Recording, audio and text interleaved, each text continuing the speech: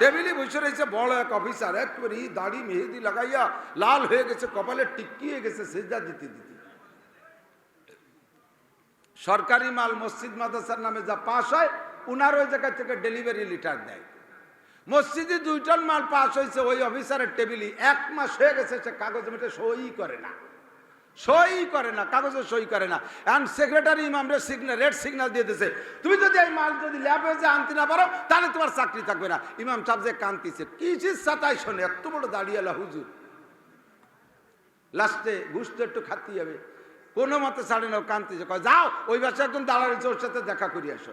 পায়খানার ওই দ্বারে ওই অফিসারের একজন ফেরেস্তা দাঁড়ানো আছে, দালাল, তার সাথে মুসাফা করছে। কয় যে কি খবর ভাই আপনার সাথে দেওয়াতি করলে, কয় যে মাল ছাড়া তাল হবে না রে।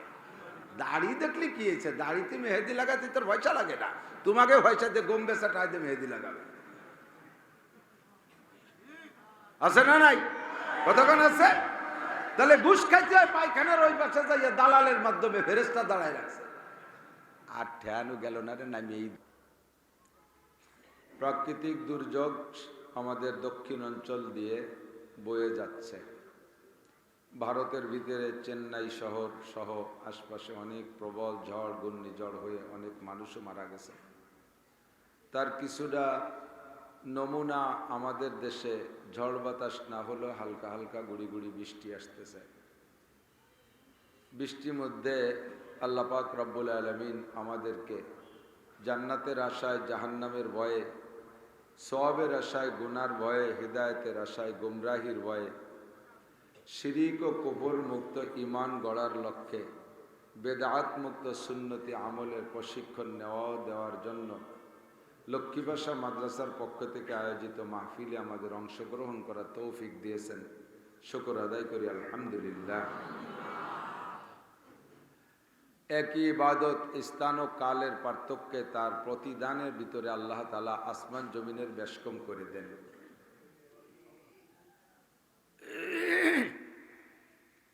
সাহাবায়ে কেরামরা নবী পাক সাল্লাল্লাহু আলাইহি ওয়াসাল্লামের সামনে ছিলেন। যেই নবী পাক সাল্লাল্লাহু আলাইহি ওয়াসাল্লামের আখলাক চরিত্র সম্পর্কে আল্লাহ পাক নিজেই বলেন, ওয়া ইন্নাকা লাআলা খুলুকিন আযীম।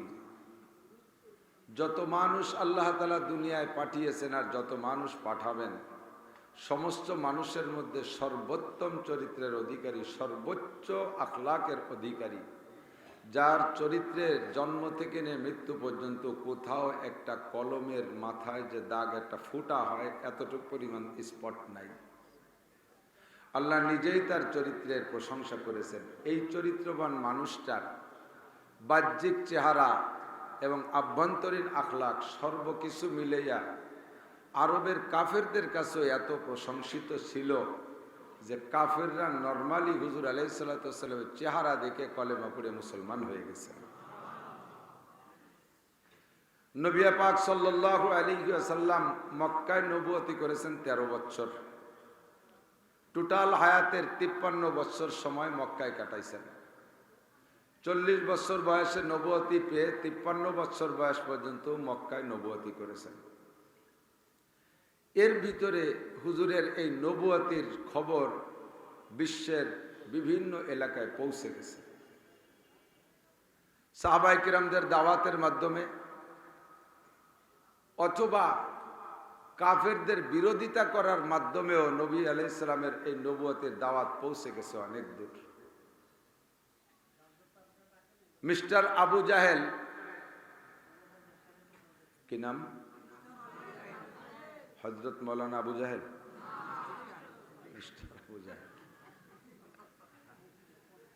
মিস্টার আবু জাহেল নবী আলাইহিস সালাতু ওয়াস সালামের দাওয়াতের কাজ ব্যাহত করার জন্য, বাধা দেওয়ার জন্য একটা চিঠি লেখছে রোমের বাদশার কাছে, যে রোমকে বর্তমানে ইটালি বলা হয়। রোমের বাদশার হেরাক্লিয়াসের কাছে চিঠি লেখছে। তো চিঠি লিখবেন, একটা চামড়া নেছে, চামড়ার যুক্ত, লিখবে হুজুরের বিপক্ষে, যে মোহাম্মদ নামে একটা ছেলে, আমাদের এলাকার সর্বোচ্চ গোষ্ঠীর ছেলে, কুরাইশ বংশের ছেলে, ছেলেটা এতিম, জন্মলগ্ন থেকে ভদ্র, 40 বছর তার সব কিছুতে আমরা বড় মুগ্ধ। ইদানিং ছেলেটা বেঈমান হয়ে গেছে। এরপরে বদনাম যা আছে তা লিখবে। তোর ইচ্ছা হলো যে 2 লাইনে শুরুতে হুজুরের একটু প্রশংসা লিখবে, কারণ কোনো মানুষ বড়দের কাছে চিঠি গেলে চিঠির শুরুটা যদি ভালো না দেখে শেষ পর্যন্ত পড়তে চায় না, ঠিক না? এই জন্য শুরুটা ভালো লিখবে বিদায় নিয়ত করছে 2 লাইন প্রশংসা লিখব। এরপরে চিঠিটা যতটুক আমি চামড়া নিছি তাতে 12 লাইন চিঠি লেখা যাবে, আর 10 লাইন বদনাম লিখব। এই নিয়ত করে লেখা শুরু করছে, লিখতে লিখতে 10 লাইন প্রশংসা লিখে ফেলাইছে। ও টেরি বাইনে যে কদ্দুর লিখছি। এবার রিভাইজ দিতে যে দ্বিতীয় নজর দেখতে যে কি লিখলাম, এই দেখতে যে দেখে যে আর তো জায়গাই নাই, সামনে শেষে বদনাম লেখবো কোন পাশে। ওই পর্যন্ত লেখা লাস্টে ওই কথাটা লিখছে যে ছেলেটা ইদানিং বেদিন হয়ে গেছে, বাপদাদা 14 পুরুষের পুরাতন ধর্মকে সে চুনকালি দিয়ে নতুন একটা ধর্মের আবির্ভাব ঘটাইতে চাচ্ছে। তোমরা সতর্ক থাকো, ছেলেটা বড় ফসিহুল লিসান, তার বক্তব্য যদি কেউ শোনে তাহলে সে দুর্বল হতে বাধ্য। ইতি মিস্টার আবু জাহেল। ও তো আর আবু জাহেল লেখে নাই, ও লেখছে আবুল হেকাম আমর ইবনে হিসাম। ওর নাম আমর ইবনে হিসাম আর ওর উপাধি ছিল আবুল হেকাম। চিঠি লিখে পাঠাই দিছে হেরাক্লিয়াসের কাছে। হেরাক্লিয়াস চিঠিটা দেখা দ্বিমুখী ত্রিমুখী হয়ে গেছে। চিঠির শেষ পর্যন্ত পড়ে বুঝলাম সৌদি আরবের গভর্নর মিস্টার আমর ইবনে হিসাম, উনি এই ছেলেটার বিপক্ষের, তার শত্রু। তো শত্রুর বিপক্ষে চিঠি লিখতে গিয়ে শত্রুর 10 লাইন প্রশংসা লিখবে কে? 2 লাইন প্রশংসা লিখে 10 লাইন বদনাম লিখবে, এটাই তো নিয়ম। কিন্তু কাজটা করলো কিন্তু বুঝে উঠতে পারতেছি না। যদি লাইনের বিবেচনায় সংখ্যাগরিষ্ঠতার বিচার করা লাগে তাহলে তো প্রশংসা 10 লাইন, কাজে ছেলেটা ভালো, ওর 2 লাইনই কান দেওয়া যাবে না। কথা বলেন না কেন? 2 লাইন বদনাম লেখছে, 10 লাইন প্রশংসা। সংখ্যাগরিষ্ঠতা লাইনের আধিক্যের দিক তাকাইলে তাহলে সে মোহাম্মদ ভালো, তার কলেমা ভর্তি হবে। আবার শেষ ফিনিশিং লেখলো যে না, তার ধর্ম গ্রহণ করবা না। এখন একজন রাজা, একজন সৌদি আরবের গভর্নর, সে লিখলো কি করা যায়। এখন হেরাক্লিয়াস কয় যে মন্ত্রী পরিষদ ডাকছে, চিঠি পড়ে শুনেছে, মন্ত্রীরা হতভম্ব।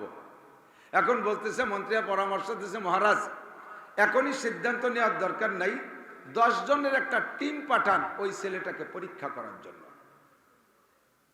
ওদের টাইম দেন, যাবে 1 মাস, ওখানে থাকবে 1 মাস, আর আসবে 1 মাস। এই 3 মাসের ছুটি দিয়ে দেন। সে সময় তো বিমান রকেট নাই, বাস টাস নাই, রেলগাড়ি নেই। যাবে হাইটে হাইটে, ঘোড়ার পিঠে, উটির পিঠে, সাগর সমুদ্র পার হইয়া 1 মাস 1 মাস 2 মাস থাকবে, 1 মাস 3 মাস, চলে আসবা। এই 10 জন যাইয়া হুজুর আলাইহিস সালাতু ওয়াস সালামকে দেখতে যাইয়া সর্বপ্রথম সাক্ষাতে তাদের ভাষায় যে সাক্ষাৎ করছে, হুজুর আলাইহিস সালাম তাদেরকে যত্ন সহকারে বসাইছে। সামনে বসানোর সাথে সাথে 10 জন ধরেই আর পরীক্ষা নিরীক্ষার অপেক্ষা করে নাই, পড়ে বেলাইছে লা ইলাহা ইল্লাল্লাহ মুহাম্মাদুর রাসূলুল্লাহ, আল্লাহু আকবার। এই 10 জনের যাওয়ার কথা সব মিলে 3 মাস, 4-5 মাস হয়ে যাচ্ছে, যায় না। ও কয়জন ওই জায়গা মুড়ি দিয়ে রয়ে গেছে, ঘর বাড়ি সব ভুলিয়ে গেছে। আল্লাহু আকবার। যখন এই কয়জন যায় না, এবার ইটালিতে আন্দোলন শুরু হয়ে গেছে। দেখেন, গাজা ফিলিস্তিনের মুসলমানদেরকে প্রত্যেকদিন 150-200 করে মেরে ফেলতেছে। 7 থেকে 8 হাজার মুসলমানদেরকে নিরপরাধী জেলখানায় আটকায় রাখছে।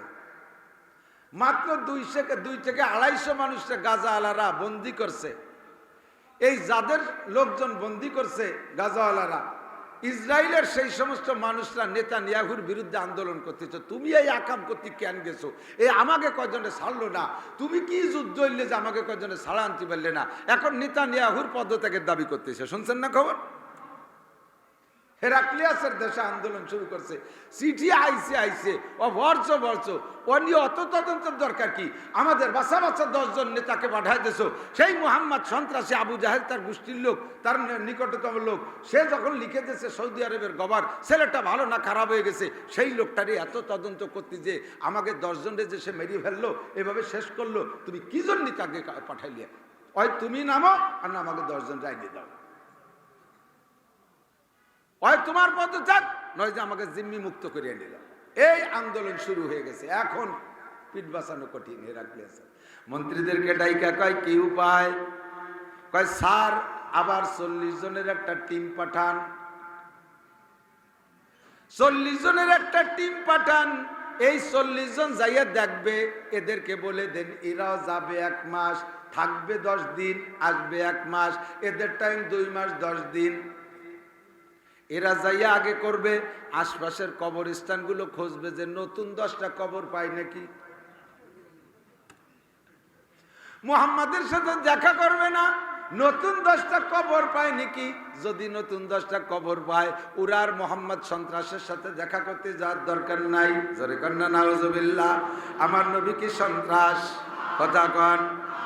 আমার নবীর চাইতে বড় মায়ার নবী, দয়ার নবী হয় না, বড় ইনসাফ আর ন্যায় বিচারের নবী বলকে কোনো মানুষ কোনো নবী হতে পারে না। ঠিক কি ঠিক না?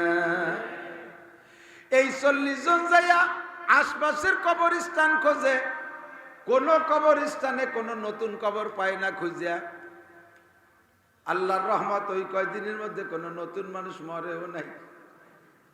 ওই এলাকারও যদি 10টা মরত তবু ওই কয়জন দেখা করতো না। এখন পায় নাই যখন কয় তাহলে চলো আগে আমাকে ওই 10 জনরে খুঁজি, মোহাম্মদ রে পরে খুঁজবো। ওই 10 জন এই 40 জনের সামনে যে গড়ে, এই 40 জনে সেই 10 জনরে চেনে না। সেম কোয়ালিটি গাজা ফিলিস্তিন, গাজার মুজাহিদরা। এই কথা কয় কারা পিছনে?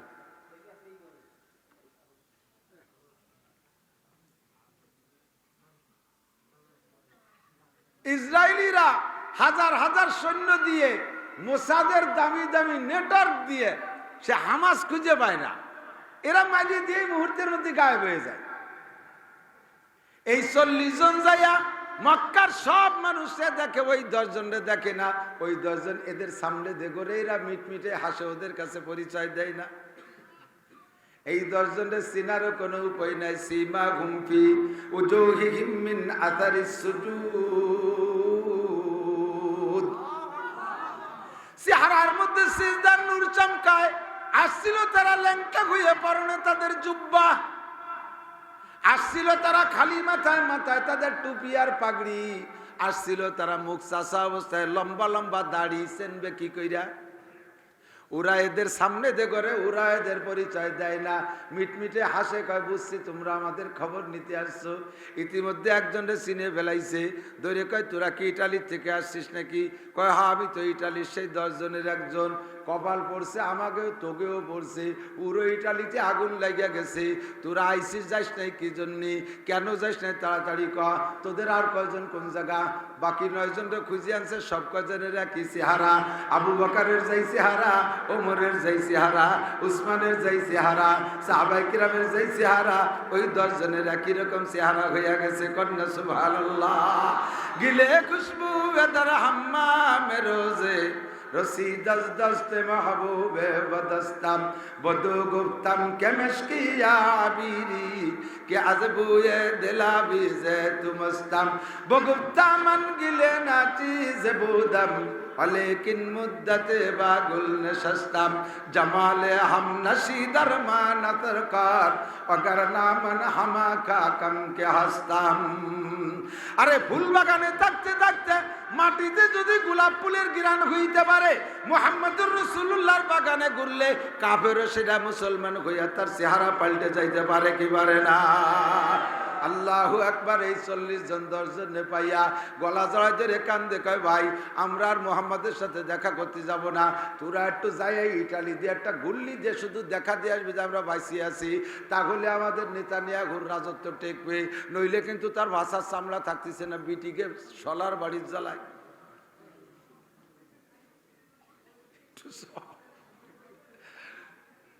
কয় যাবো, অবশ্যই যাবো, তো বাড়ি যাবো না, যাবো কোন জায়গায়? চলো আগে সেই লোকটার কাছে, এসে আমাদের এই পরিবর্তন, তোমরা একটু তার সাথে দেখা করে তারপরে চলো 50 জন একসাথেই যাব। ওই 40 জনরা আবার নিয়ে গেছে নবী পাকের কাছে। এই 10 জন কয় লোকটার একটু দেখে আসো। 40 জন যাইয়া যখন নবীর সাথে মুসাফা করে, হাতে হাত লাগানোর সাথে সাথে কেমন যেন কারেন্টের মতো আকর্ষণ করে। যেই হাত লাগায় সেই মুসাফার মধ্যে পড়ে লা ইলাহা ইল্লাল্লাহ, লা ইলাহা ইল্লাল্লাহ, লা ইলাহা ইল্লাল্লাহু মুহাম্মাদুর রাসূলুল্লাহ। 40 জন মুসলমান কন্যা সুবহানাল্লাহ।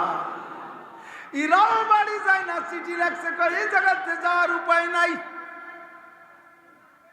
এবার এমন করে আবু জাহেল ওই চিঠির কপি করে করে যত দেশে পাঠাইছে, সব দেশে রিঅ্যাকশনের জায়গায় অ্যাকশন হয়ে গেছে। চিঠি পাঠাইছে যে উদ্দেশ্যে, সে উদ্দেশ্য ফল পুরো হয় না। ও জায়গা থেকে লোক নবীরে দেখতে আইসে, কলেমা পড়ে মুসলমান হয়ে যায়। এখন হাজার হাজার নতুন মুসলমান হইতেছে। আবু জাহেল মিস্টার এবার মহা বিপদে পড়ে গেছে। কয় যে আল্লাহ, এ ঠেকাতে যাইয়া দিয়ে নিজেই ছড়াই দিচ্ছি। মুহাম্মদ তো এত তাড়াতাড়ি ইটালি যাইতে পারতো না, মুহাম্মদ এত তাড়াতাড়ি ভারতে যাইতে পারতো না, মুহাম্মদ এত তাড়াতাড়ি আমেরিকা জাপান যাইতে পারতো না। আমি না তার দাওয়াত পৌঁছায় দিচ্ছি, বিরোধিতা করতে যাইয়া দলে দলে লোক, মুহাম্মাদের দলে লোক বাইরা গেছে। এবার মিস্টার আবু জাহেল মন্ত্রী পরিষদ ডাকছে, তার মন্ত্রী পরিষদ তাদেরকে ডাইকে কয়, বাবা রে সর্বনাশ করছে, ঠেকাতি যে ছড়াই ফেলছি, বাঁচার উপায় কি? কয় তাহলে মুহাম্মাদের একটা ডাক দিয়ে সংসদে ডেকে নিয়ে আসো। তার সংসদ ভবনের নাম হলো দারুন নদওয়া। কি নাম? এমনি এলো বিল্ডিং, বুঝছো? আওয়াজ প্রতিধ্বনি, তুমি ইকো একটু দিও না, পুরো ক্লিয়ার দাও। আবু জাহেলের সংসদ ভবনের নাম দারুন নদওয়া। মন্ত্রী পরিষদ, এমপি পরিষদ ডাকছে, মিটিং এ বসছে, কি করা যায়। ইতিমধ্যে নবী পাককে ডেকে নিয়ে আসছে, কয় বাবা এভাবে আর ঝগড়া বিবাদ করে গ্যাঞ্জাম করে এক জায়গায় থাকা যায় না। তোমাদের দিনের বেলা কিভাবে মারবো এই প্ল্যান করতে করতে রাতটা আমাদের নষ্ট হয়ে যায়, ঘুমোতে পারি না। তুমিও দুশ্চিন্তায় ঘুমোতে পারো না। সবাই মিলে একটা শান্তিতে আসি, আমরা মিলেমিশে রাষ্ট্র চালাই। 6 মাস তুমি রাজা থাকবা, 6 মাস আমি আবু জাহেল রাজা থাকবো। 6 মাস তোমার রবের ইবাদত করব, 6 মাস আমাদের দেবদেবীর পূজা পাঠ তোমরাও করবা। এভাবে মিলেমিশে করলে কেমন হয় মনা?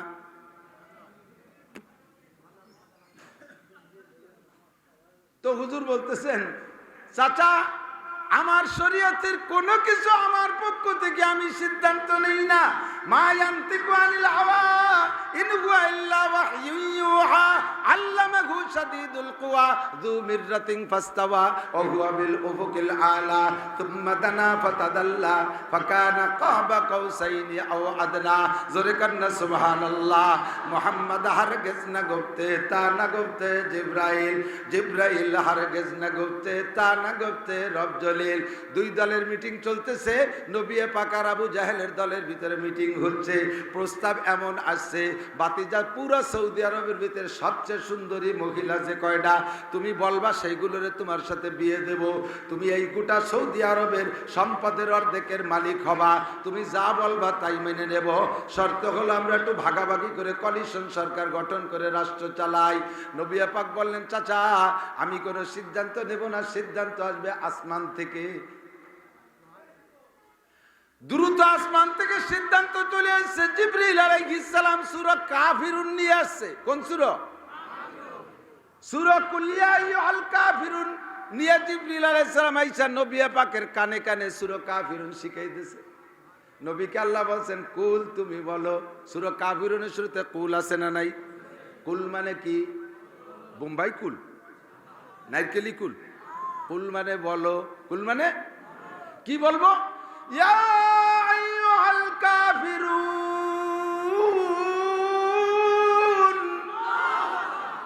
লা আ'বুদু মা তা'বুদুন।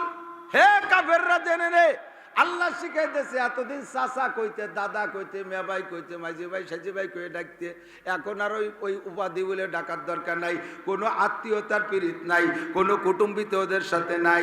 ওদেরকে এক বাক্যে ডাক দিয়ে বলো, হে কাফেরের বাচ্চা কাফেররা, ইয়া আইয়ুহাল কাফিরুন, হে কাফেরের বংশধর, ভালো করে জেনে নে, লা আবুদু মা তাবুদুন, তোরা যে দেবদেবীর পূজা করিস আমি আগে কোনোদিন করি নাই, ভবিষ্যতে কোনোদিন করব না। ওয়ালা আনতুম আবিদুনা মা আবুদ, আমি যে রবের ইবাদত করি, তোরা যে 6 মাসের কন্ট্রাক্ট নিছিস আমার রবের ইবাদত করবি, তাও তোরা করবি না। তোদেরকে ভালো করে চিনি, তোরা আন্তর্জাতিক খ্যাতি সম্পন্ন ক্রিমিনালের বংশ। কতক্ষণ বন্দি চুক্তি বিনিময় হবে। গাজার মুসলমানরা ছেড়ে দিছে। কথা ছিল ইরা ছাড়বে কয়জন? 13 জন। ওরা ছাড়বে 39 জন, 3 গুণ বেশি ছাড়বে। ইরা 13 জনের জায়গায় 17 জন ছেড়ে দিছে। জাস্ট টাইমে, একই টাইমে, তার 2 ঘন্টা পরে ওরা ছাড়ছে 39 জন। ছাড়ে নাই, ছাড়ছে 30 জন। কাফেরের বংশ জীবন ভরে মুনাফিকি করে, উল্টো পাল্টা করে। কথা ঠিক না? কথা ঠিক রাখে না, কথা ঠিক রাখে না। কাজেই তোমরা আমার রবের ইবাদত করবা, এটা আমি বিশ্বাস করি না। ওয়ালা আনা আবিদুম মা আবাদতুম, এতদিন করি নাই, সামনেও করব না। ওয়ালা আনতুম আবিদুনা মা আবুদ, আমাকে আল্লাহ পাক জানাই দিয়েছে তোমরা কোনোদিন আমার রবের ইবাদত করবা না। কাজেই আজকের থেকে ডিক্লার দিয়ে দিলাম, লাকুম দীনুকুম ওয়ালিয়া দীন, তোমাদের যে ধর্ম ওইটা তোমরা করবা, সেটা তোমাদের ব্যাপার। ওর প্রতিদান তোমরা গ্রহণ করবা।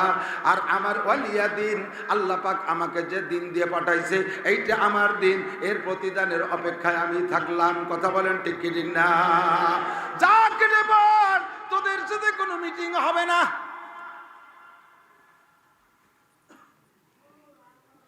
কষ্ট হয়ে যাচ্ছে? আমার তো হয়ে যাচ্ছে। যাও। বৃষ্টি নামতেছে না, মাঝে মাঝে পানি পড়তেছে, মোনাজাত করি। সেই থেকে ভাগ হয়ে গেছে এদিক। তবে আপনারা একটু বলেন, আল ইসলামু হাক্কুন, কথা কয় না, খেয়াল করেন নাই? আল ইসলামু হাক্কুন ওয়াল কুফরু বাতিলুন, আল ইসলামু নূরুন ওয়াল কুফরু জুলুমাত। ইসলাম হলো হক, কাফের হলো বাতিল। ইসলাম হলো হক, কুফর হলো বাতিল। ইসলাম হলো আলো, আর কুফর হলো অন্ধকার। কথা বলেন? অন্ধকারের মধ্যে যত অন্যায় করা যায়, আলোর মধ্যে সেসব অন্যায় করা যায় না। মদ খাইতে বাজারে যা লাগে না, যাওয়া যায় না। চৌরাস্তায় দাঁড়ায় মদ খাওয়া যায় না। ওয়াখাতিয়া পাট বাগানে আর সিপার মধ্যে যাইয়া করতে হয় অন্ধকারে। চুরি করতে ওপেনে করা যায় না, চুরি করতে হয় গোপনে। ডাকাতি দিনের বেলা করা যায় না, ডাকাতি করতে হয় দিনে। সুদে কারবার ওপেনে করা যায় না, সুদে কারবার গোপনে করতে হয়। ঘুষের কারবার খোলামেলা খাওয়া যায় না। কতক্ষণ টেবিলে বসে রয়েছে বড় এক অফিসার, একবারে দাড়ি মেহেদি লাগাইয়া লাল হয়ে গেছে, কপালে টিক্কি হয়ে গেছে সেজদা দিতে দিতে। সরকারি মাল মসজিদ মাদ্রাসার নামে যা পাস হয়, উনার ওই জায়গা থেকে ডেলিভারি লিটার দেয়। মসজিদে 2 টন মাল পাস হয়েছে, ওই অফিসারের টেবিলে 1 মাস হয়ে গেছে, সে কাগজে মেটে সই করে না, সই করে না, কাগজে সই করে না। এখন সেক্রেটারি ইমামরে রেড সিগন্যাল দিয়ে দিয়েছে, তুমি যদি এই মাল যদি ল্যাবে যে আনতে না পারো তাহলে তোমার চাকরি থাকবে না। ইমাম সাহেব যে কান্তিছে, কিসের সাতাই শোনে, এত বড় দাঁড়িয়েলা হুজুর। লাস্টে ঘুষ তো একটু খাতি যাবে, কোনো মতে ছাড়ে না, কান্তিছে। কয় যাও, ওই বাসায় একজন দাঁড়ানো, ওর সাথে দেখা করি আসো। পায়খানার ওই দ্বারে ওই অফিসারের একজন ফেরেস্তা দাঁড়ানো আছে, দালাল। তার সাথে মুসাফা করছে। কয় যে কি খবর ভাই, আপনার সাথে দেওয়াতি করলে কয় যে মাল ছাড়া তাল হবে না রে। দাড়ি দেখলি কি হয়েছে, দাড়িতে মেহেদি লাগাতে তোর পয়সা লাগে না, তোমাকে পয়সা দিয়ে গম বেচা টাই দিয়ে মেহেদি লাগাবে। আছে না নাই? কতক্ষণ আছে? তাহলে ঘুষ খাইতে হয় পায়খানার ওই পাশে যাইয়া দালালের মাধ্যমে ফেরেস্তা দাঁড়ায় রাখছে। আর ঠেয়ানো গেল না রে, নামিয়েই দিছে আল্লাহ। তো এই নবীর সামনে দেখেন, কাফেররা আইসে নবীকে তদন্ত করতে মুসলমান হয়ে গেছে, ঠিক না? ওই জামানাটার নাম স্বর্ণ জামানা। ওই সময় ইবাদত করা বড় সহজ, ওই সময় ইবাদত করা সহজ। আর এখন ইবাদত করা বড় কঠিন। এখন পরে শ্রীপত্র পরে, এখন ছেলেতে দাড়ি রাখলে আব্বাই তারে ঠাট্টা করে, এই বয়সে বুড়ো হয়ে গেলি। মাতে ছেলেরে কয় তোর বাবা তো সাবালে গেল না, তুই বুড়ো হয়ে গেলি কেন? যুবক স্বামী দাড়ি রাখলে স্বামীরে বউতি কয় তোমার আমার বর চাচার মতো দেয়া যাচ্ছে। আর দাড়ি রাখার কায়দা আছে কন? মেয়েরা যদি কলেজে বোরকা পরে যায় তুই কি মহিলা মতো চেয়ে বড় নাকি? ছেলেরা যদি দাড়ি রেখে ফেলে কয় তুই কি শেখ খাইছিস নাকি? শেখ খাবো দেন, প্রেম করে ব্যর্থ হলি দাড়ি রাখা সুন্নাত। এই দাড়ির নাম হলো শেখ খা দাড়ি। এ জামানায় দাড়ি রাখা যায়? এই সময় যদি একটা সুন্নতের পর আমল করেন, এই সময় একটা সুন্নতের পর আমল করলে নবীর সাথে যারা যুদ্ধে যাইয়া গলা কাটাই দিয়ে শাহাদত বরণ করেছেন ওই রকম শহীদদের 100 শহীদের সব একটা সুন্নতের বিনিময় দেওয়া। আকাশ ভালো থাকলে ওয়াজ শুনলি যে পরিমাণ নেকি পাইতেন, বৃষ্টির মধ্যে বসে বসে শুনলি তার 100 গুণ বেশি পাবেন। কারণ এটা প্রতিকূল পরিবেশ, প্রতিকূল পরিবেশে ইবাদত করলে আল্লাহ এরকম আমাপা নেকি দিয়ে দেয়, ঠুয়ো ঠাগুটি খানিক দিয়ে দেয়, যা নিয়ে যা বাড়ি যা, বৃষ্টির মধ্যে বসে রয়েছি খালিয়ে দেয়। এই হাফেজ সাহেবরা কোরআন শরীফ পড়লে 1 খতমে সওয়াব পায়, 1 খতমে 1 খতমে। আপনারা পাবলিকরা কোরআন শরীফ পড়লে 1 খতমে 2 খতমের নেকি পান। আল্লাহ এই জায়গা দারুণ একটা পার্সিয়ালিটি করছে। আল্লাহ কয় পার্সিয়ালিটি না, বলো তুই বুঝিস? হাফেজকে কোরআন শরীফ পড়তে মুখস্থ তুতুর তুতুর করে পড়ে যায়, কোনো জায়গা ঘামে না। আর পাবলিকরা কোরআন শরীফ পড়ে ইয়াতলুয়া ইয়াতা তাতাও, হাদিসের শব্দ এইভাবে আছে, ইয়াতলুয়া ইয়াতা তাতাও, পড়ে আর তো আরে একটু মতন একটু এই যে আলহামদুলিল্লাহ রাব্বিল আলামিন রহমান রহমান মিমকার জরমান উরাজির রহমানির মালিক ইয়াউমিদ্দিন গয়রি জোর গয়র আলমজির গয়রিল মাকদুমি মিমকান জরমান মাকদুমি, একটু এই যে একটু মতন ভর্তি ভর্তি মাথা চুল টুল ঘামিয়ে গেছে। আল্লাহ করে 2 খতমে সওয়াব দিয়ে দে। কি কষ্ট হচ্ছে চিন্তা, পড়ার জন্য 1 খতম আর কষ্টের জন্য আর 1 খতম।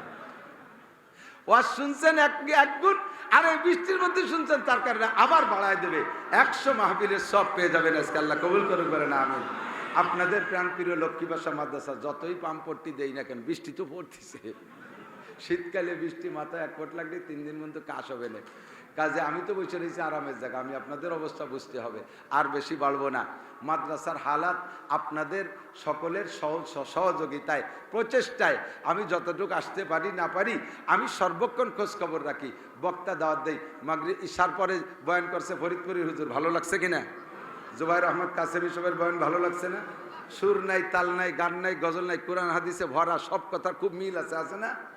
আমরা জানি যে বক্তা কোনটা ভালো। বহুত বড় নাম করা আছে, খালি 2-4টে কিস্সা কাহিনী গল্প স্বল্প কেটায় চলে যায়। এলমি বয়ান শুনতে হবে। মাওলানা আমাদের আবুল কাসেম আশরাফি সাহেব বাংলাদেশের সব জেলার কাছে প্রসিদ্ধ মানুষ, সব দিন সব জায়গা সকলের কথাও আসে না। হুজুর আজকে সুন্দর কথা বলছে, আরও ভালো বলতে পারতেন। আমাদের বিচলিত অবস্থা না দেখলে, প্রাকৃতিক অবস্থা খারাপ না থাকলে আমরা এই সকল ভালো মানুষের কাছে বয়ান শুনবো। সামনে আরও ভালো ভালো আলেম ওলামা আসবে, মাদ্রাসা আরও সামনের দিকে নিয়ে যেতে হবে।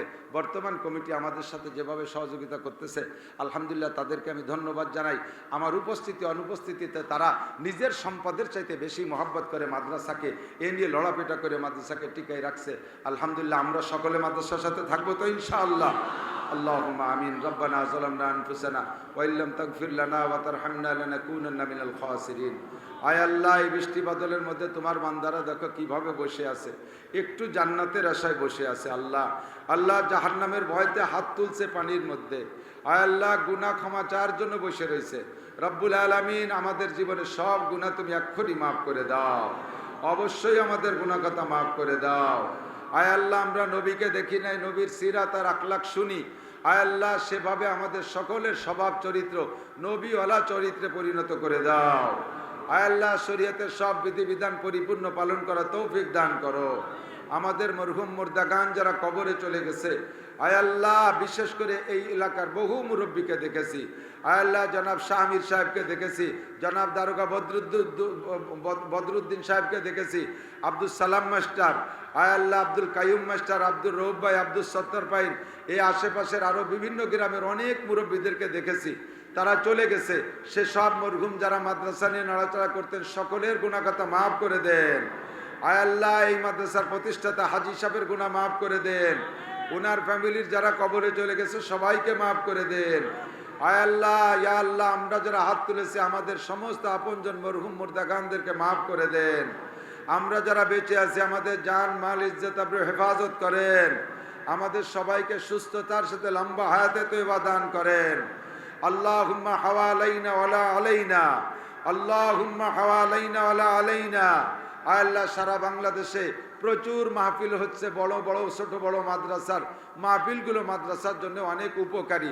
মেহেরবান আল্লাহ, প্রাকৃতিক দুর্যোগ দিয়ে আগামী রাত থেকে মাহফিলগুলো আর নষ্ট না হয় আপনি হেফাজত করেন। আয় আল্লাহ, এই বৃষ্টি যদি আমাদের ক্ষতির কারণ হয় তাহলে বৃষ্টি থেকে আমাদেরকে হেফাজত করেন। আল্লাহুম্মা ইন্না নাসআলুকা খায়রাহা ওয়া খায়রা মা ফিহা ওয়া খায়রা মা উরসিলাত বিহি ওয়া নাউযু বিকা মিন শাররিহা ওয়া শাররি মা ফিহা ওয়া শাররি মা উরসিলাত বিহি। মেহেরবান আল্লাহ, লক্ষ্মী বাসা শামসুল উলুম মাদ্রাসা কবুল করে নেন। আশেপাশে যত কওমি মাদ্রাসা আছে সবগুলো কবুল করে নেন। এইসব মাদ্রাসাগুলো এলাকার ছাত্র দ্বারা ভরপুর করে দেন। এলাকায় ঘরে ঘরে হাক্কানি আলেম বা আমল পয়দা করে দেন। আজকে যারা এখানে এসেছে প্রত্যেকের ঘরে ঘরে একজন যোগ্য আলেম মুহাদ্দিস পয়দা করে দেন। এখান থেকে যারা ফারেক হয়ে গেল সবাইকে যোগ্য হাক্কানি আলেম বা আমল বানায় দেন। আমাদের সকলের অভাব অনটন দূর করে দেন। মাদ্রাসার সব হাজাত পূরণ করে দেন। মসজিদটা দোতলা করতে হবে, মাদ্রাসার বিল্ডিংগুলো যেটুকু অসম্পূর্ণ